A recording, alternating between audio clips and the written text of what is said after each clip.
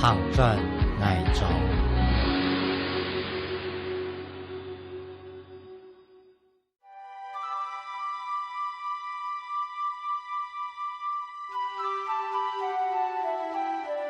一支早的康西藏人，掠西藏玛莎其实是一只又一只木卡，沿路路嘅油脂当本领秋水，由花苞归结开，每长等木卡团圆。掠片来伊嘅油脂，年来年到堆大堆，源源水雾嘅闽农历史，两版有风有雨，一支早的骨看穿面风骨。逐片黑人嘅国家，油脂早嘅一顿日头，气等等肉等血来到。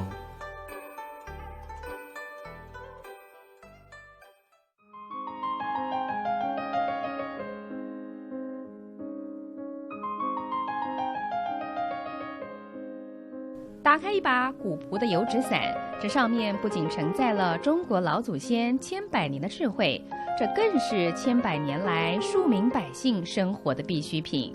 时间流逝，在西洋布伞取代中式纸伞后，却有一个地方仍旧努力保留这份古朴的工艺，它就是美浓的客家纸伞。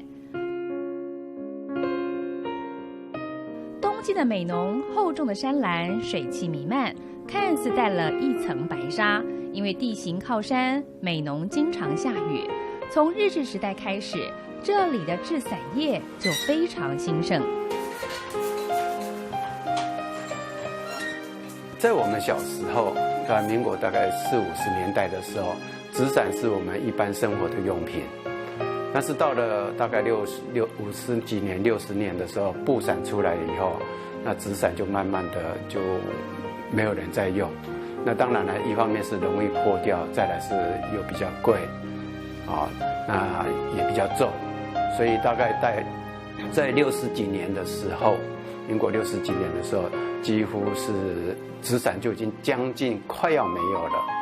那时候大概美浓这边大概就只剩下，就是我们的广进盛，还有一个广隆新。1960年代，油纸伞、烟叶和稻米是美浓地区3大经济命脉。美浓纸伞业最鼎盛时期，在当地一共有20几家纸伞厂，每年可以生产超过2万把油纸伞。后来随着西洋布伞的进口，光景不再，直到另一个契机出现，油纸伞才再次实行。后来比较又发展出来的时候，可能就是有一个叫《星星知我心》这个电视剧，那就是在广隆新，就是在中正府旁边，这边以后才开始慢慢的，大家又把纸伞又提起美浓的这个纸伞，所以从大概70几年以后，美浓的纸伞又才开始慢慢的复苏。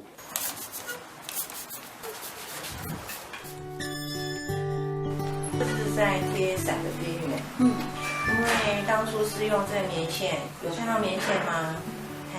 棉线是绕伞骨，主要是把伞骨固定好，它会有一个量规固定它的距离固定好之后呢，就可以贴外面的这个纸张。那纸张贴好了，反过来，我现在在收尾，要把这个棉线给包起来。保护起来，那它就保护这个棉线啊。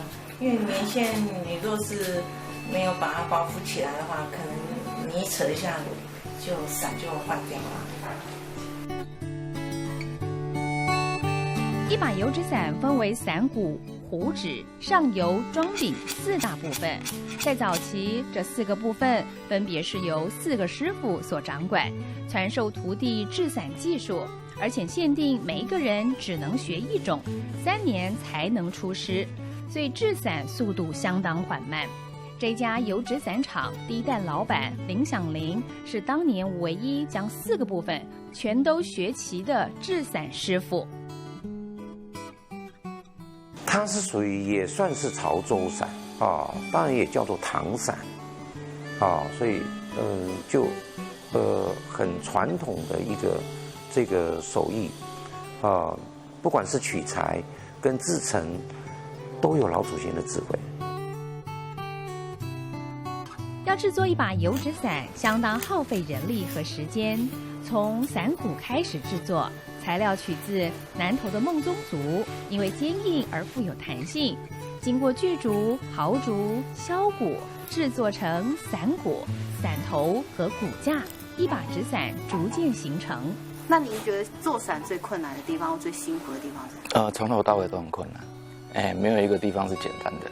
我光是绕线啊，就是最基本的绕线，我大概绕了快半年才熟练。对，当一开始不熟练的时候，都是爸爸会检查嘛，检查完觉得不合格就是剪掉重绕。对，我就维持这个状态，好像也大概2-3个月吧，后面才慢慢的上手。对，那每天都一直在绕线的？对啊，做不好就做到好为止啊。那没有放弃吗？或生气吗？会，可是我觉得纸伞这个东西很奇怪，就是你跟他越生气，他越跟你作对，你越是做不好，就心要紧啊。对啊，所以我通常的工作环境就很简单，就是做什么，然后我就放个音乐，就这样子。每做一把伞，同样动作得重复无数次，这是考验耐性的工作，也是洗涤烦躁人心的一项仪式。伞的记忆就是味道蛮重的味道蛮重的，因为它会需要柿子水，竹子也需要泡水所以它会有发酵的那段期间的味道。对。那小时候是喜欢还是不喜欢？不喜欢。对，小朋友就是反应都很直接嘛，那个味道刺鼻就会不喜欢。对。那你后来是去外面念了别的东西，是不是？对，我是念食品的。对，我念食品的。那为什么会想要回来接？因为我觉得是台湾的文化。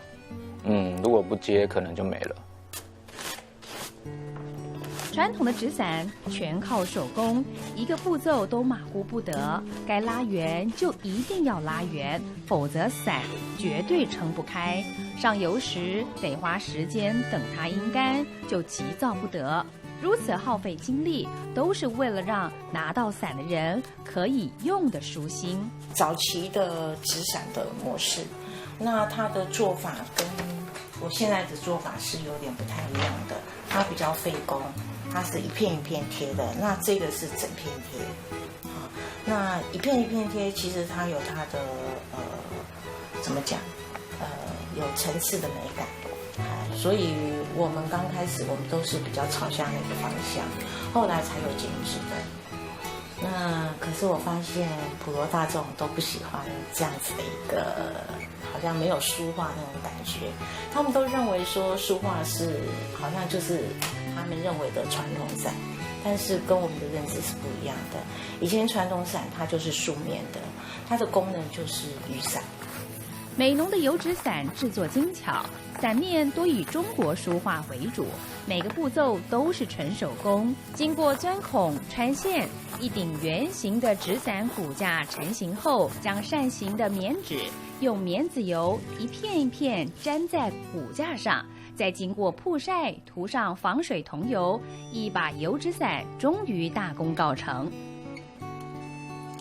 涂过桐油的纸伞，防水又可以增加棉纸的韧性，使得单调粗鄙的棉纸变得亮丽通透。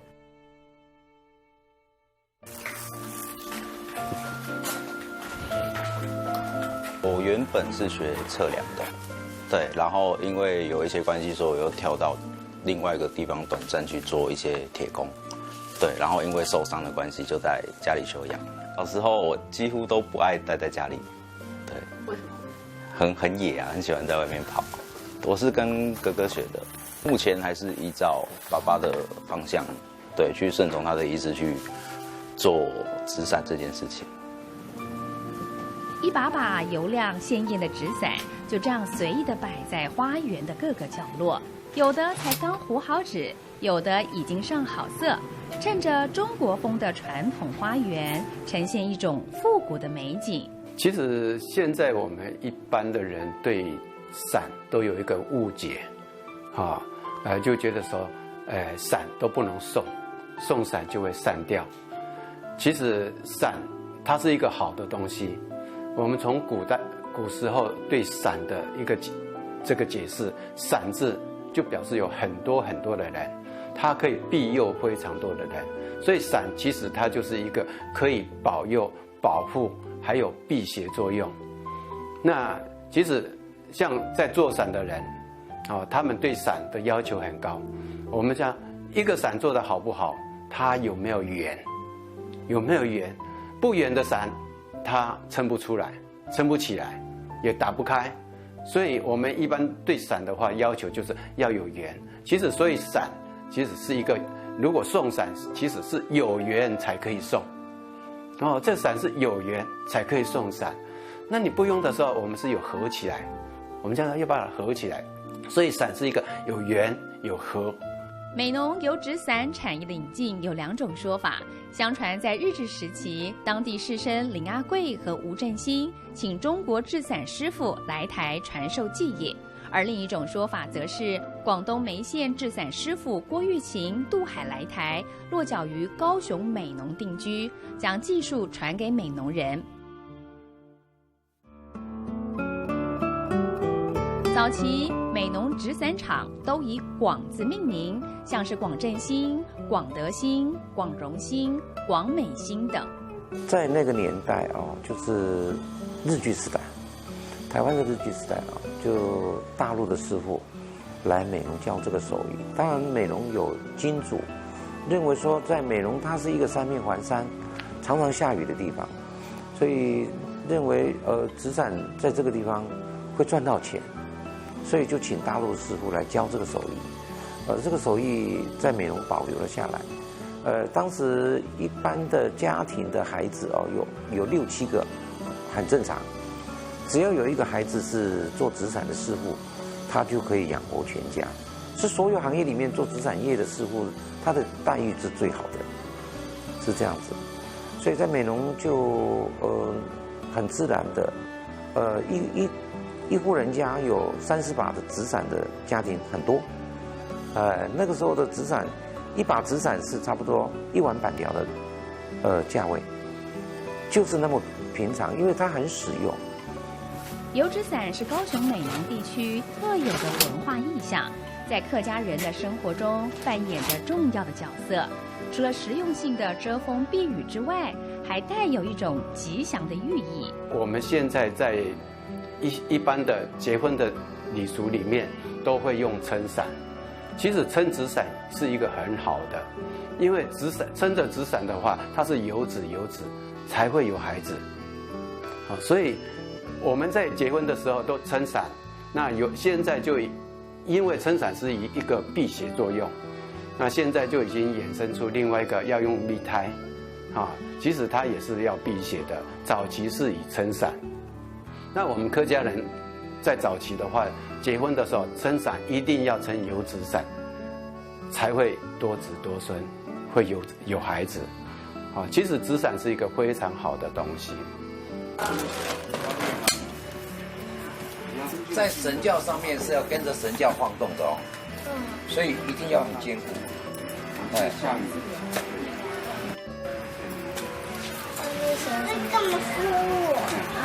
上面写的是这个神明的名字，叫广泽尊王。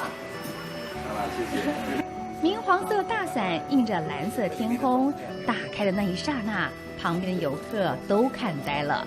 这是一把为神明特制的油纸伞。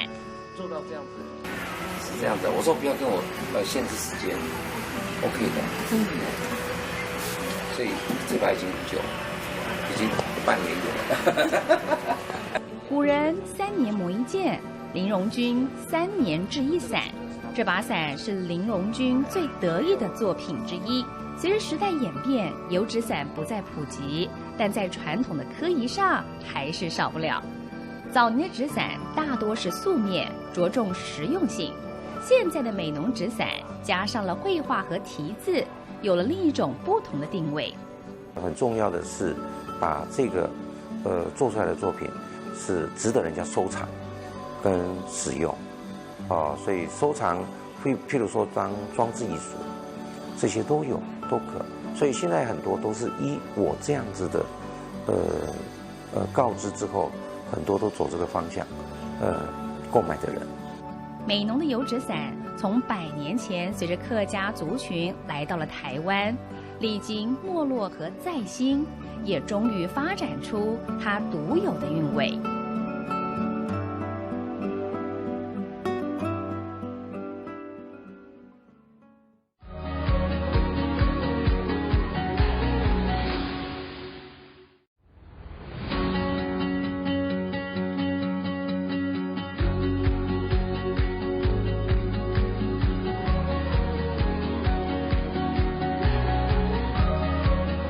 行進藝種。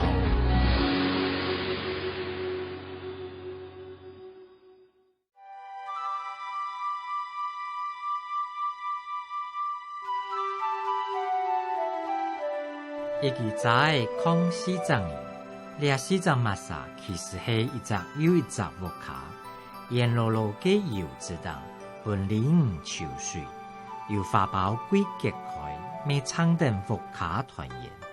這片來意嘅油脂，年來年到堆大堆，源源水滸嘅美濃歷史，樣板有風有意，一記在骨看穿年風骨。逐片係年嘅國家，油脂在直等日頭，氣等等肉等顯來到。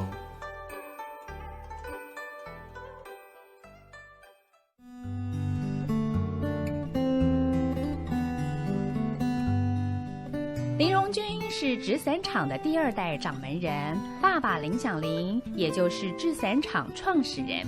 1938年毕业于台湾公立高雄州美浓工学校，因为受的是日本教育，林响铃对于孩子不仅在成绩上要求严格，就连到纸伞厂帮忙也不容许出错。我之所以可以承接这样子的工作，也是小时候除了念书，你就要跟家里面帮忙。那帮忙，他要教你教到会，你才帮得上忙。很长时间的累积下来是这样子的。在1960年代后，西洋伞进口台湾，价格低、产量多，再加上便利性，逐渐取代了油纸伞市场。美浓制伞工厂一家家关闭，到最后只剩下这一家。他们专门供应传统民俗礼仪、庙宇需求。虽然开的是纸伞工厂，林响铃却惨淡经营，没生意上门，林家必须以务农为生。即使如此，他们始终坚持不关厂。看到爸爸一生的执着与辛苦，林荣军和他的兄弟姐妹在成长过程中，虽然多少学会一点制伞技术，但却没有人想要接下家业。林响铃过世后，美浓纸伞业一度断了传承。我父亲那个年代，一直要我去承接这个工作，那时候打死我也不敢，很辛苦，但是后来就反而，你当去从事这个工作，你有一种思维，那种想法就是说，农夫下田去工作的时候，拿着锄头，那也很累的，可是他们乐在其中，所以心态的角度很重要，所以你会觉得别人在看你很辛苦，可是你乐在其中的时候，你就会不一样的心态，甘之如饴，是这样子。历经好几年的挣扎与深思，在地方耆老的期待下，林荣军夫妻扛起美浓纸伞的招牌。只不过要重拾小时候学到纸伞技术，还要做出能够让地方耆老们肯定的伞，还真不是一般的困难。我说我从事这个工作，几乎是一种让我自己感觉是一种天命，由不得你啊，因为我当时在犹豫要在传承这个工作的时候，也有很多的美浓的文人前辈啊，一直鼓励我，因为美浓的纸伞没有美浓的味道，所以我跟我太太犹豫的那段时间，下定决心要去做的时候，要去从事的时候，我们也是很战战兢兢的。经营理念哦，好像比较少，这一方面我倒是都听他的，因为他是有业务底子的。对。那你已经这样子嫁过来之后，就开始一直做伞，会不会觉得很辛苦？没有我们接这个也是在父母亲走后10年以后我们才接，那之前都是在高雄工作，我还是从事我的设计工作，他还是做他的业务工作，这样子。那刚开始接回来的时候会很害怕吗？会啊，这边的前辈希望我们能够传承啊，可是我们还是很惶恐啊，考虑了2年多才接手，因为你必须要把以前的记忆找回来，然后材料要去哪里购买，这些全部都要你掌握之后，你才可以放心的做下去。一把油纸伞就这样成了美浓地区的代表意象，更成为情牵2代的媒人。所以伞缘叫做广结善缘。我父母亲那个年代，他们是恋爱结婚的，很难哦，很难得说他们那个年代是恋爱结婚，因为是纸伞，他们2个都是做纸伞的师傅，那我跟我太太也是因为纸伞而认识结婚，所以这个都是很有意思的。我曾经有客人来跟我买伞，刚结婚的一对新人，他买来1把伞回去，不久生小孩了，然后又再来，真的呢，然后又再买1把回去，所以来了3趟，生了3个小孩。在学校的时候，我是读产品设计的，所以我有2个暑假都在草团手工艺研究所研习竹工。我们那时候读书的时候，大概是在民国66年来这一家。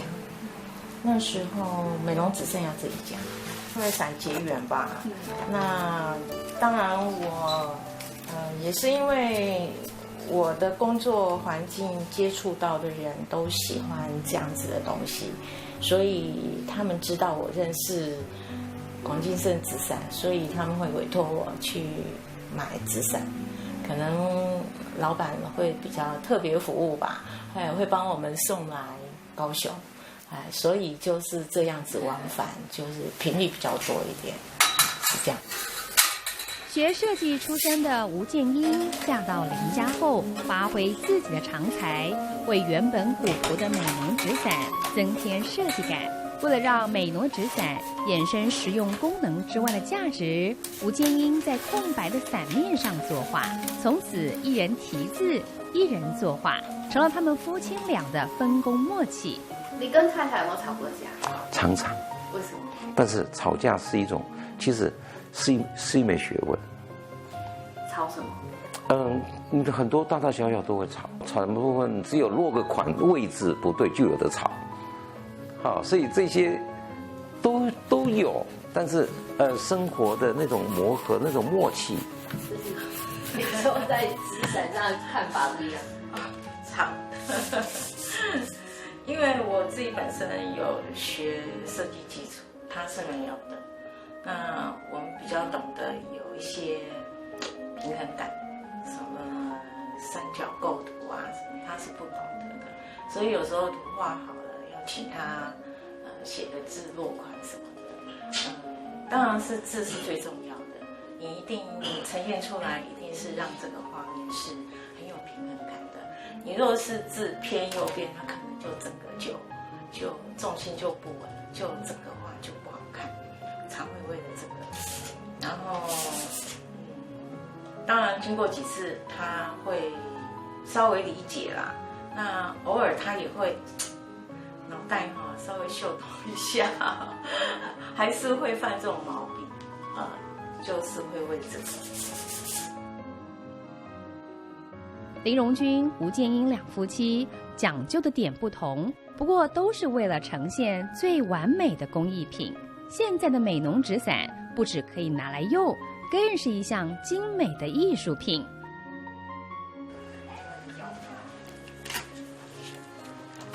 这个好玩吗？好玩吗？好玩吗？好玩哦。哥哥好，你觉得好玩吗？好玩。你刚画了什么？你的嘞？那个是菱角，没有啊，那个什么小丑。菱角。那个恐怖片的小丑啦。哦。然后妹妹就是随意创作，蛮好看的耶。没有爸爸救的，爸爸救的。纸伞不错啦，对啊，就是以前我们都知道，就是我们都知道美容有纸伞，但从来没来画过。然后是因为我老婆这次想说来看看，她台中人。对对对。那实际体验之后呢？你觉得纸伞这种蛮有趣的啊。对啊，小朋友他们都画得很开心。他本来哥哥说不画，他看到妹妹在画，他自己也下来画了。自己拿过来。传统工艺品也搭上观光体验风潮，游客来到纸伞厂参观，可以亲自绘制一把独一无二专属的油纸伞。美挪纸伞这几年也因为影视作品和明星的加持，声名大噪，国内外相继来参访取经的人也不少，让纸伞和美浓画上了等号。一想到纸伞，联想到的就是美浓。观光客的造访让纸伞厂的生意再度活络，林荣军的儿子第3代林家任也愿意返乡接承家业，年轻一辈也带入新的行销观念，希望美挪纸伞可以开始改变。严死其实还好，对啊，可是你会了解说，哎，这个东西如果做不好，他的脸上是有失望的。我不想让人家失望，对啊，就是尽力把它完成。对，他因为我爸爸他是受到阿公那个时候日本教育，所以他是可能吃了蛮多苦头，对，然后可能对待儿子他不想要用上一辈的方式去对待，对啊，可是我感受得到。那如果说东西做不好，他失望啊，我知道，那就努力把它完成，这样就好了。因为很多东西都是你熟练之后，你才会有所谓的知道所谓的美感，对，这些东西要去摸，不断的去做，才会发现。年轻一辈回乡传承，也带入新的行销观念，重新包装经营纸雨伞，历经3代人传承的100年工艺，现在是美浓客家文化的骄傲。基本上出发点都是一致，那我们可能年轻人会有想给他稍微做一些改变，就是保留传统的东西，可能会结合一些画家啦，对，就是有点类似业结盟这样子，对。那爸爸对你这样的做法有什么样的看法？支持，对，是支持的。最大的成就感，客人开伞的那种欣赏跟喜悦，对。传承了哈，我觉得应该是会越来越困难吧，因为小孩子觉得，因为现在比较科技的一个年代，小孩子会认为说，做这个样子，而且有取代品，所以欣赏他的人呢，不知道将来会越多还是变少，还不知道。但是你们还是会继续做下去。目前就这样子了。那可是您2个儿子都有回来做啊，会不会比较欣慰一点？还好，其实我也在担心呢，因为我们就想说，生多锅少，粥少。对啊，只是担心未来的出路，就对。不止我会担心，因为妈妈嘛，我们不知道说哪一天我们2眼合了，然后小孩子怎么样都不知道，所以会有一些鼓励他们啦，就是说看有没有什么跟伞有关系的，可以说异业联盟啊，或者是有更好的 idea 会让年轻人喜欢。异业结盟，开发更多利用的可能性。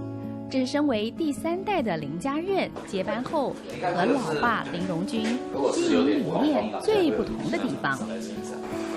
儿子他其实我跟他们这样子的一个安排啊，他们也接受，因为毕竟这个工作是属于很重要的一个文化资产的传承。所以对他们来讲是比较 OK 的。你拥有的是一个文化资产，远远超过金钱。